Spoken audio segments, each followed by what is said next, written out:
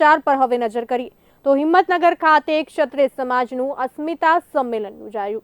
સાબરકાંઠા અરવલ્લી જિલ્લાનું યોજાયું અસ્મિતા સંમેલન। પુરુષોત્તમ રૂપાલાના વિરોધમાં યોજાઈ રહ્યું છે અસ્મિતા સંમેલન। સંમેલનમાં મોટી સંખ્યામાં ક્ષત્રિય સમાજના લોકો હાજર રહેશે। રૂપાલાની ટિકિટ રદ કરવામાં આવે તેવી ક્ષત્રિય સમાજની માંગ છે। જિલ્લાના અનેક ગામોમાં લાગ્યા છે રૂપાલા વિરોધી બેનર। ત્યારે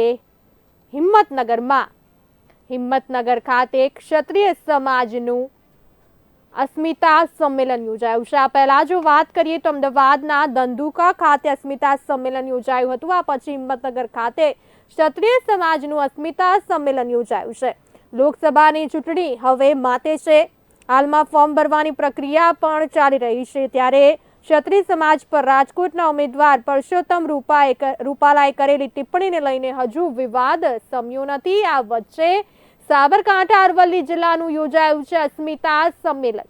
પુરુષોત્તમ રૂપાલાના વિરોધમાં સંમેલન યોજાયું છે, જેમાં મોટી સંખ્યામાં ક્ષત્રિય સમાજના લોકો હાજર રહ્યા છે અને તેઓની એક જ માંગ છે ટિકિટ રદ કરવાની રૂપાલાની। ક્ષત્રિય સમાજની એક જ માંગ। જિલ્લાના અનેક ગામોમાં રૂપાલા વિરોધી બેનર અને પોસ્ટર્સ લગાડવામાં આવ્યા છે।